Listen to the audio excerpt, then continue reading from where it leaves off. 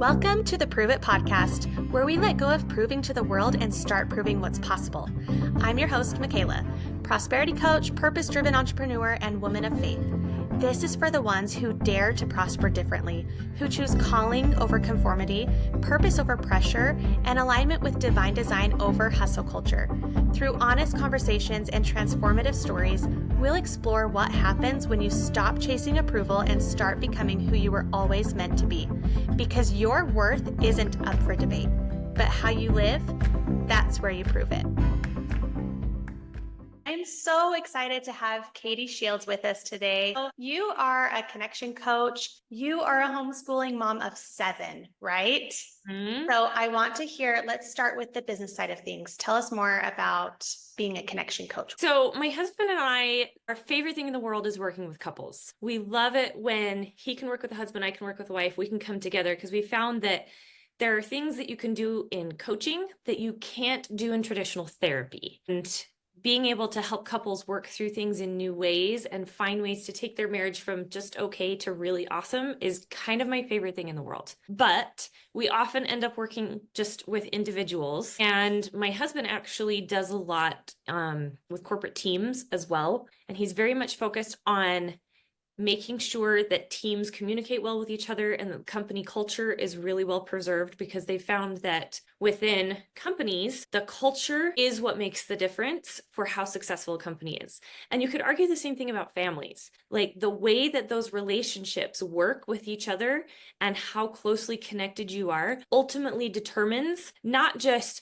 how happy you are at home, but how well your kids turn out, and kind of like all of these things. They are finding that ultimately the thing that determines your long-term happiness is the quality of your relationships. And so we are all about taking all of those relationships and just deepening that quality and making it richer and more beautiful. I love that. And you personify that so well within your own family, your own relationships. And as I look at your life, as I look at what you're doing and your family and everything that you've accomplished, the word that comes to my mind is unconventional. I think that fits. And I feel like I see, these two lines that you're kind of walking and balancing, where I feel like society, the world, would kind of scoff at the fact that you are homeschooling 7 kids, right? Yeah. And like running a business. That's unconventional. That's not the normal way of doing things. And then on the other side of that, though, you also have 7 kids and you're a mom, and yet you are choosing to work as well and have this business. And that's also from a different standpoint, from maybe a cultural standpoint, that can also be like unconventional or not the norm. And so I'm really, really curious how you came to embrace the path that you are walking. And, it's okay to like be a little unconventional in this way. And I'm just going to embrace this because I know that this is my path and this is what I'm supposed to be doing. I love that question because that has been a wrestle for me. It really has. When my husband and I got married, the plan was always that I would stay home with our kids, he would go work, and that's all I ever really wanted. I just wanted to be a stay-at-home mom. Homeschooling actually was never part of the plan either. That came later. But I'm very much a God-focused person, pretty churchy. And so for me, everything comes down to I'm praying about things and I'm in my scriptures and I'm asking God what he wants me to do.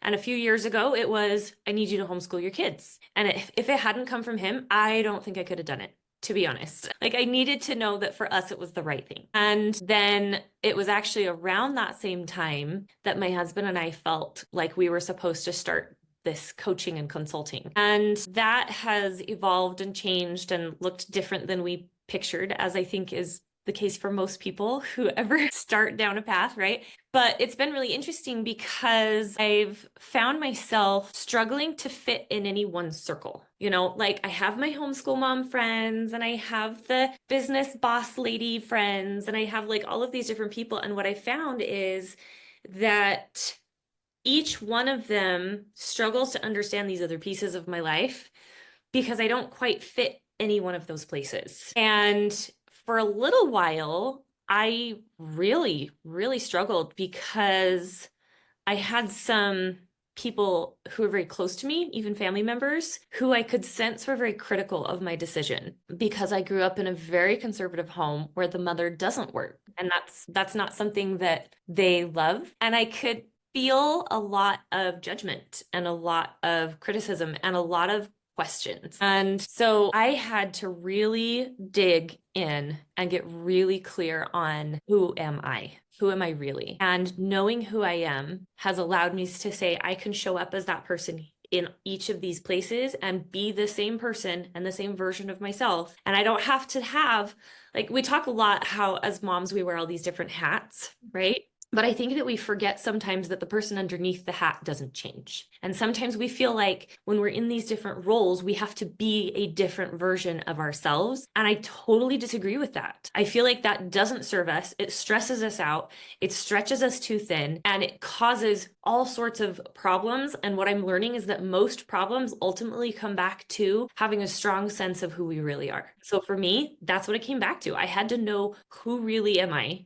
And what do I do with that? And for us, it looks like how do we involve the kids in what we're doing with our business so that they feel like they're part of this and it's not just us doing our own thing while the kids are trying to fend for themselves. It looks like us saying, okay, if we're homeschooling and we're running this business, how do we make it so that the children are learning something they couldn't learn any other way? What experiences are they having and what are we learning? And so wrestling with that and then coming to a place where we recognize that actually these things do fit really well together. It just doesn't look like anybody else's picture. But that was a journey. I love that. I really, really resonate with that. That's so powerful. I feel that when you're talking about not really fitting in these circles and just fitting in with little pieces of you, but not fully. And that's really hard. I really love that you brought up the point of we can wear all these different hats, but don't forget that you are the same person underneath that. And you can be authentic, right? If you keep that in mind and always come back to that identity piece. I know that's a huge piece of it for you, the identity. And so as you were kind of going through this journey of having to learn all of that, and just embrace what was right, what you knew was right, and what you felt called to do with your family and your life, were there times when you like felt that pressure of having to prove your worth, to prove, you talk about your family and how you felt judgment from them. So was there a part of you that felt like, okay, well, I have to prove that this is the right path by accomplishing this thing or by being successful, and then they'll see that I made the right decision? Yeah, I feel like the interesting way that showed up for me was that I felt like I had to prove almost to myself more than anybody else that I could do all the things, that I could be all the people and wear all the hats and do all the things. And interestingly, what I learned was that actually I can't be the kind of homeschool mom I want to be and the kind of homemaker I want to be and the kind of business owner I want to be. And I can't do all of those at the level that I want to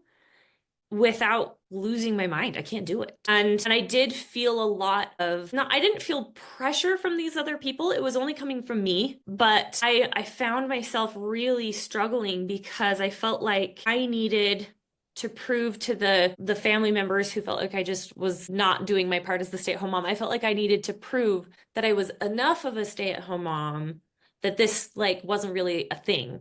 But then when I did that, then I wasn't showing up the way I needed to in my business. And then I wasn't the coach that I needed to be. And I wasn't helping my husband with it the way that I needed to. So then I felt like I needed to prove that. And I felt like I needed to show everybody that we could be really successful in the business and that it would make money and we'd have good clients and all of these things so that I could show them. So I could be like, see, we can do it. We're making it work. And what I learned was that if I am willing to focus on the things that matter the most to me and recognize that no matter what I choose, there's always a trade-off. Always, no exceptions. If I recognize that there's always a trade-off and I'm okay with that, and I remind myself I am choosing this thing because of this reason. Here's why I've chosen to allow my kids to have a really loose homeschool schedule. Or here's why on this day, we don't do lessons at all because I'm doing these other things. Or here's why I'm okay letting my kids take on these added responsibilities that some people don't think should be theirs. Or why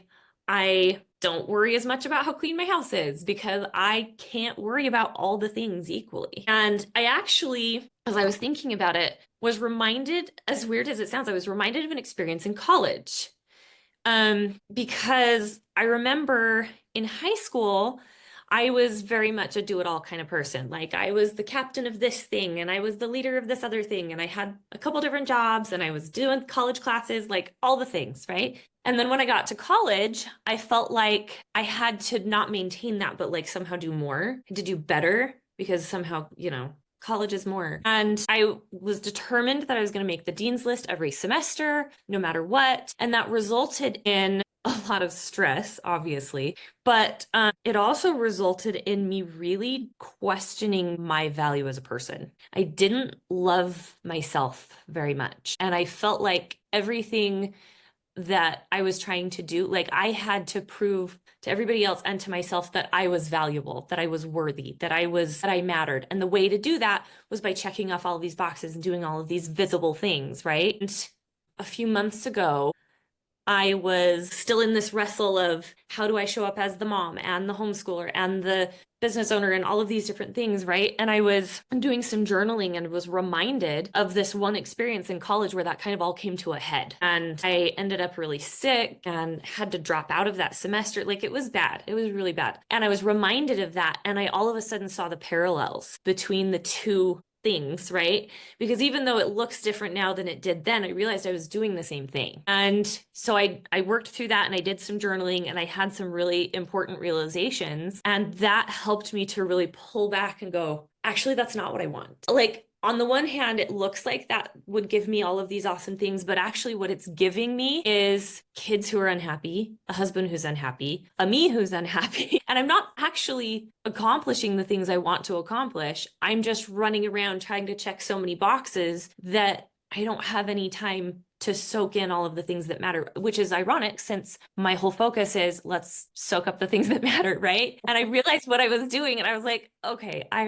gotta pull back. I gotta make this better. And so reflecting on that experience and journaling through that and working through that ended up being really powerful for me, really, really powerful. And I had to come back to, hey, if God is the one that told me to do this, then his opinion is the only one that matters. And so I had to check in with him, like, what do you need my life to look like? What do I need to be doing with my life? And I had to start asking just daily, like, what do I need to focus on today? Who do I need to reach out to today? And then at the end of the day, I would check back in and say, how did I do? Like, here's what I felt like I needed to do in the morning. How did I do? And some days didn't do so great. Some days were awesome. But that allowed me to take all of that frantic energy and instead of trying to push it out on everybody else, like I have to be all these things for all these people, I was able to center and say, actually, I don't. I don't have to be all the things for all the people. And I was able to recognize, like I said, what those trade-offs were and say, I'm okay with these and I'm not okay with these. And if I know who I am and I know what God wants for me and I'm checking in daily, then those feelings of needing to be all the things and prove to myself or anybody else that I matter go away because I know that I matter. And I know that what I'm doing matters. It matters to my husband and it matters to my kids and it matters to God. Wow.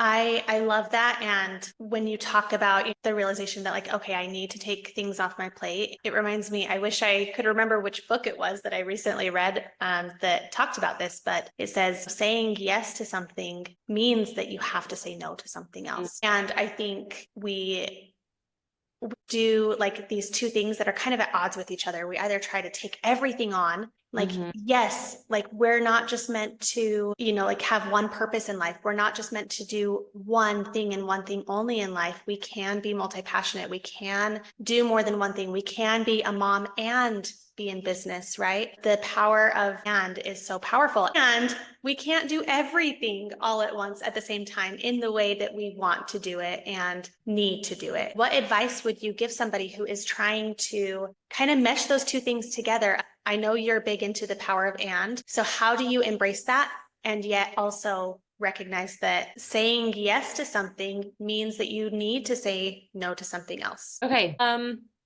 going to give you like a two-part answer to that. The first one is I had grown up hearing if you say yes to something, you say no to something else, but it didn't really click for me. And actually, it took me until this last year to flip that and go, but when I say no to something, what can I say yes to? And for some reason, flipping that was more powerful for me because I always in my head was like, yeah, but I can still say yes to these things and I'll just make it work, which is silly, but we do that. And for some reason, recognizing that if I say no to something, it frees me up to say yes to something else. That for me was more powerful. And I don't know if that's true for anybody else, but it was then me saying, okay, if I say no to this, what do I get to say yes to instead? What am I creating space for instead? One of the best books I read in the last couple of years was Essentialism by Greg McKeown. Highly recommend it. And he was going through and he was saying you need to take everything in your life and rank it on a scale of 1 to 10. And if it's not a 7 or higher, kick it out. Like it doesn't belong in your life. And when he first said that, I was like, I can't do that. And then I was going through and I was like, but everything's a 7 or higher.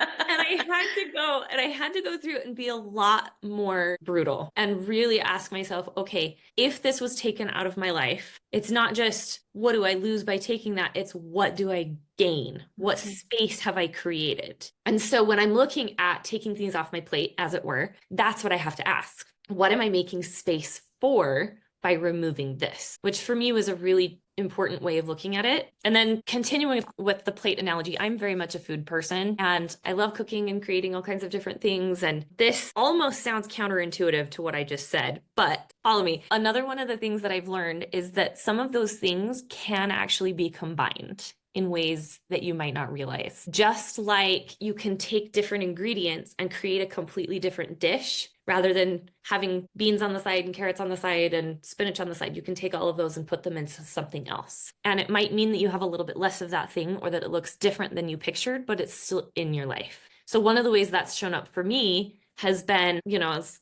I mentioned this earlier, as we're trying to homeschool and run a business, it might look like one day the way that my child learns their math is that I give her a recipe and she follows it and she makes something. And that way she's helping around the house. She's cooking the food. She's learning a life skill. She's practicing her math. And instead of a math lesson, we worked in a way for her to help around the house. Or my son is really getting into graphic design. He wants to learn video editing and things like that. And so I've had him create things for the business. And I've said, I need you to work on this thing and I need you to make it for us and we'll pay you this amount. But we're letting them learn in other ways while bringing them into the broader vision of what we need to happen in our home and in our family. And so instead of trying to have all of these different, side dishes on my plate, I've said, what can I turn these into instead? And it's been sometimes really challenging to figure that out. But it happened because I was working with one coach who was saying, you just got to take stuff off your plate. You got to take stuff off your plate. And I said, I keep taking it off and God keeps putting it back on. So what do you want me to do with that?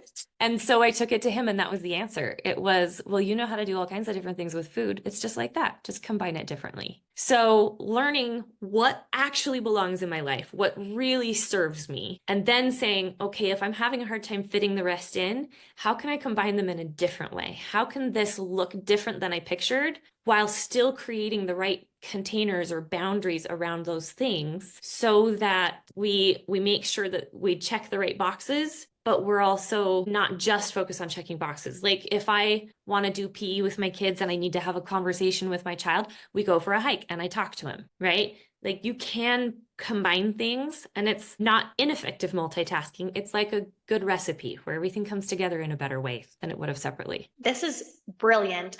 My mind is just like being blown right now. I want to circle back to you flipping the script because I don't think that's just helpful for you.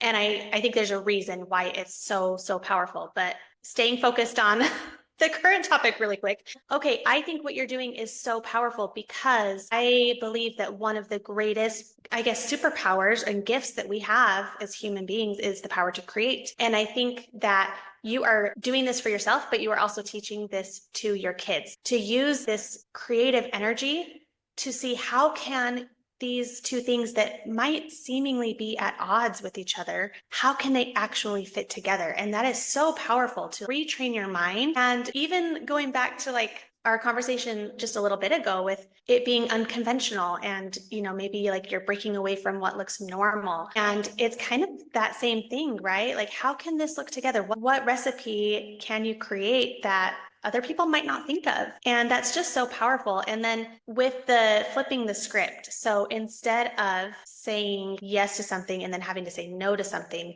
the reason I think this is so powerful with flipping that and focusing on if I say no, that means I'm saying yes. Like, what can I say yes to? What am I gaining? I think as humans, we don't want to lose things, right? Oh, yeah. Like, Yeah. often, like, even I've even done this in my own life where if I'm wanting to lose weight, reframing that and reframing it in a positive way, because I think our brains, like, we don't want to lose anything. And so we'll start working against that. And then Because it says losing is bad. Yeah. Hang on to it. Yeah. Yes, yes. And so then it actually doesn't get us to where we want to be, and it can prevent us from reaching those goals. And so I think that's why it's so powerful, because you are reframing it in a way that, like, our brains can get behind.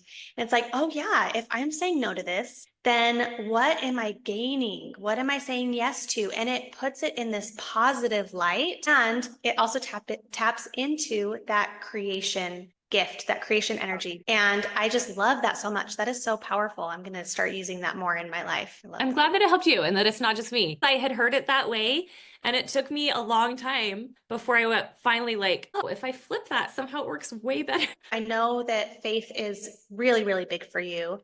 So how have you kind of embraced that co-creation, that, like, in partnership with God in your business, in your family life? I know that you involve him in a lot of your decisions and really try to align with his will, and you're doing prayer, scripture study, like all those things. But how have you been really intentional about bringing him into those aspects? I think that the thing that's been the most helpful, or I think there have been two things that have been the most helpful. And the first is what I mentioned before, where I start the day by asking specifically, who do I need to reach out to, and what's one thing I need to focus on? Because I have a million things on my list, but it's as I ask that, sometimes there's something on my list that I thought was unimportant that he's like, no, that's the thing you need to work on today. Or something will come to my mind that wasn't on my list at all. And I actually had an experience with that a few months ago where I felt like, here's the thing you need to focus on. And I had that on my list for some day, like the following week. Like it wasn't even on the radar for that day. And it was, I don't even remember what it was. I just remember that it was a thing with a deadline, and I had the deadline wrong. And that day was the last day. And if I hadn't said that prayer that morning and asked that question, I would have missed it. And it was something that was really important for one of my kids. Wow. And so I was really glad that I had asked that question, because that wasn't on my radar and I probably wouldn't even have thought of it. So asking on a daily basis, like on a small scale, what do I need to do today? What small thing can I do today that's going to move me closer to where you need me to be? And then coming back at the end of the day and checking in and saying, okay, how did I do? Checking in with him, checking in with myself. So that one thing has been really helpful. And then the other thing that's been really helpful that I honestly don't do as often as I should is writing letters to God. If I write a letter to God and I say, here's what I'm struggling with, or here's the question that I'm having, or just whatever it might be that day. And if I will sit and quietly ponder, I will get an answer. And I can write it down, and it's always really specific, and it's always really clear, and it's always really helpful. And as I've gone through this journey of how do I combine all these things, right? It's constantly checking in with him and saying, how can I do this piece better? Like, how can I be better for this child? Or how can I do more to be the kind of coach that I need to be? And he's really good at leading me to various resources, whether it's a person or a class or a book or whatever it might be. But when I'm really specific and saying, here's the piece of the puzzle that I'm struggling with, he's always really good at saying, okay, well, here's something you can try or something you can learn. And sometimes that's just, as I'm studying my scriptures that day, I'll get some really important insight. And I'm like, okay, that's what I needed. That was the piece. Or it's a conversation with my husband. It shows up in different ways. But I have found that when I start trying to think that I have the answers and run it my way, I trip a lot. And when I take it to him and I ask, how do you want me to do it? How do you think it should look? It always goes better. It always goes so much better. And so often there are answers I would never have come up with on my own. But I've really come to understand, and I've really had brought home to me that whatever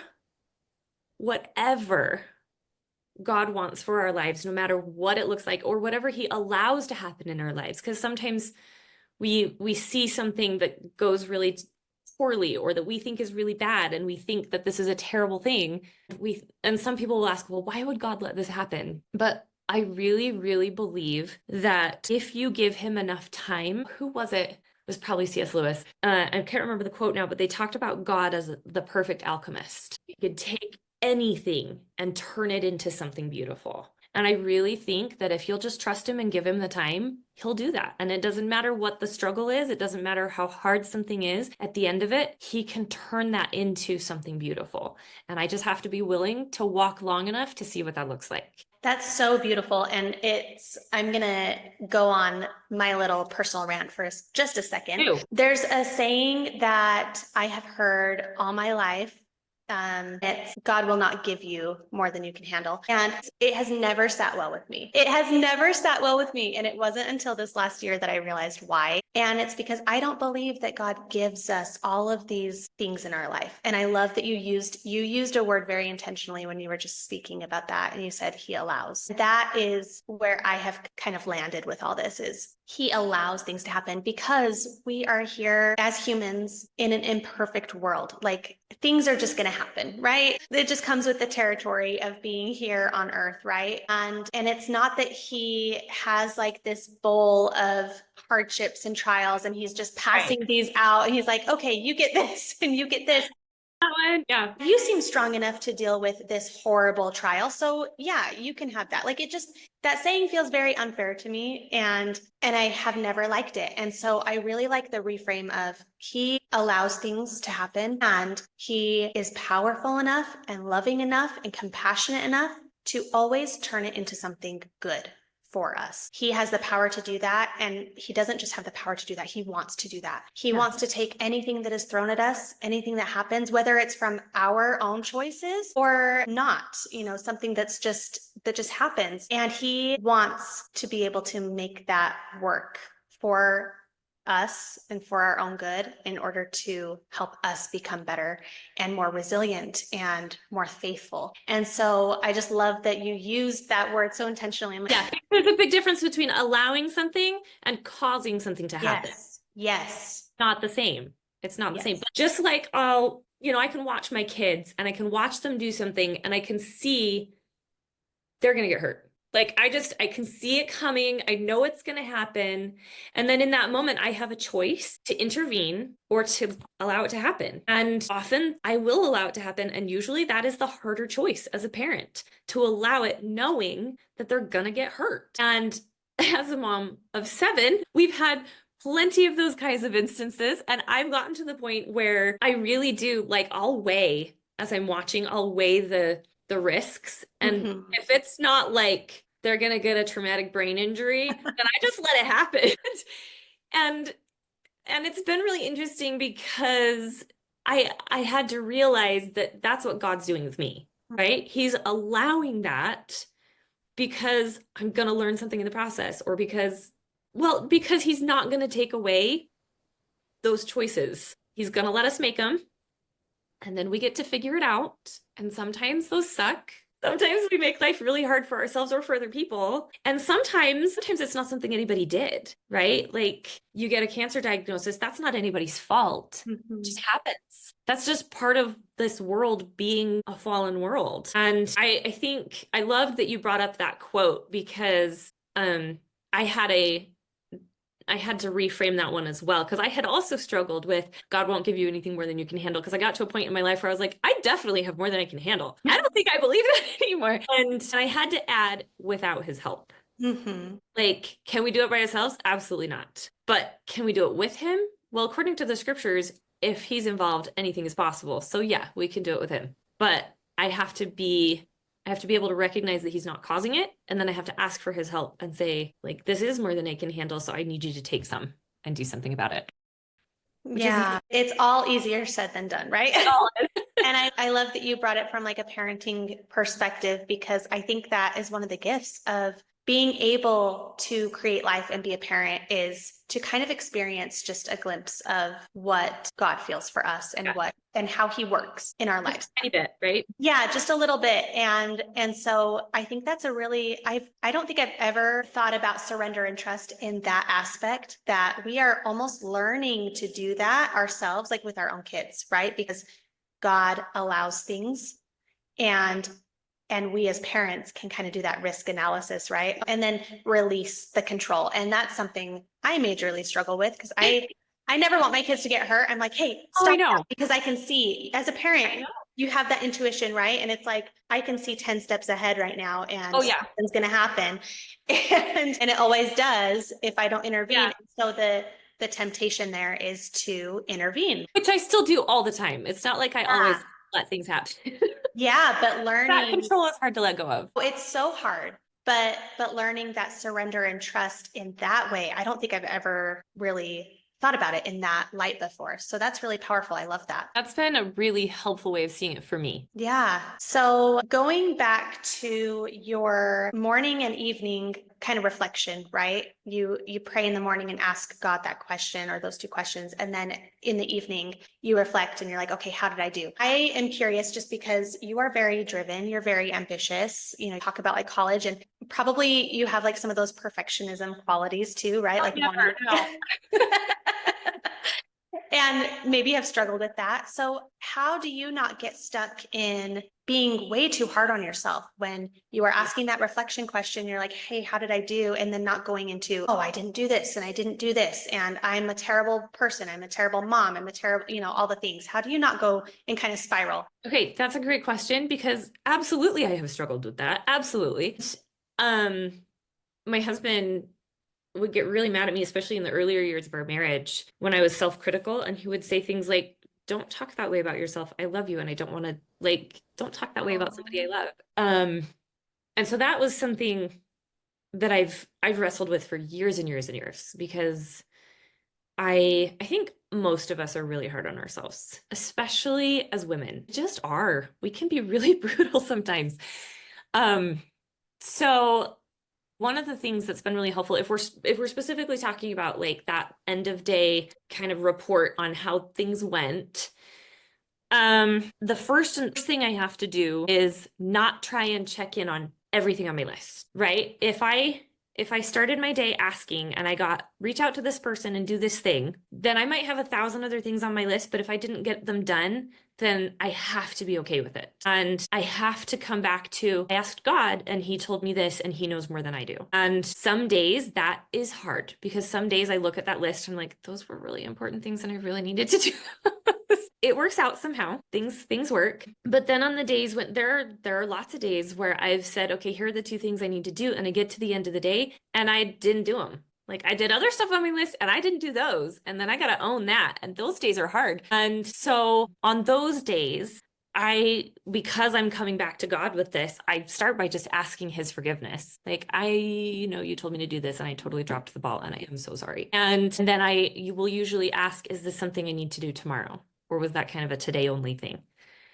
But I've also gotten into the habit, well, I shouldn't say habit because I do it sporadically, but I've gotten to where, as I'm checking in and I'm also asking, what do I need to learn from today? Because sometimes the thing that I needed to learn was, I told you to do this and you did all these other things, right? And sometimes the thing I needed to learn was something totally different. But by looking at it from what am I supposed to learn from today's experiences, rather than look at all the ways I screwed up today, then it's that reframe, right? I'm framing it in a way that says, how do I take what I experienced and turn it into something that's going to make tomorrow better? Because it's so easy to compare myself to this person or that person or whatever. But the reality is, none of us actually know what somebody else's life looks like. We just think we do. We just think we know. I still really vividly remember this. There was this couple that lived down the street from us who appeared to have a great life. Like, if you had asked how things were, I'm sure they would have said fine. And they looked like they had everything together and they were happy and blah, blah, blah. And then one day, all of a sudden, she took off. She just left. She was gone. They were divorced. The kids were like, everything fell apart like that. Now, obviously, it didn't happen immediately. It happened really gradually. But to the rest of us, it looked fast because we didn't see things degrading at home, right? And I'm reminded of that a lot because it's really easy to look at other people's lives and think, well, why am I not that way? Or why can't I be as good at her as this thing, you know? And that is always going to make us unhappy every single time. And when we're looking at, I didn't get enough done today, or I didn't do what I should have done, or whatever, we're always comparing to something. We're either comparing to another person or we're comparing to some ideal version of ourselves that doesn't exist. But either way, we're making a comparison and we're holding ourselves as we are up against this ideal and going, yeah, those don't fit. Well, of course they don't. Of course they don't fit. This one's not real. And so I've had to, when I come down to those moments, I've had to really ask him to help me to see the value in who I am right now. And so I'll ask for forgiveness and I'll ask, what can I learn from today? And then I'll usually sit and ponder and try and figure out what I did today that mattered. What did I do today that was good? And a lot of times it's looking at those trade-offs. Well, I didn't do this thing, but I did it because I chose to sit and read books with my child instead. Or I didn't do this thing, but it's because I chose to help my child with math when they were struggling, or whatever it might be. And I have to go back through and I consciously take those choices and own them. Like, I chose this because of this, and I'm okay with that choice. I'm happy with that choice. Here's why I made it. And if I'm not happy with it, then I choose differently the next time, right? Like, okay, that choice to sit and scroll on my phone for 20 minutes when I was feeling overwhelmed, that one was not so great. Let's not do that one tomorrow. But looking back and reflecting on the day that way helps me set the next day up a lot better. I love the reframe to like frame it as a learning opportunity and a growth opportunity, right? Because that takes a lot of the pressure off to be perfect. And it's like, no, I'm always learning. There's always something to learn. There's always an opportunity to grow. So where is that in this moment? And I think that just puts you in a completely different mindset and takes you away from being so critical of yourself and down in the dumps and like stuck to moving forward and growing through it. And then I love that you talk about owning your choices. I love that, like, own it, the choices that you make, own it, and don't stew about the past. Don't sit in regret. Don't be critical of yourself. Own that choice and then choose how to move forward and either learn from it or, embrace it, but view everything as a growth opportunity. I love that you brought up comparison because that's huge. And there's a concept that Mel Robbins teaches in her book, The Let Them Theory. She talks about comparison and how there's two types of comparison. One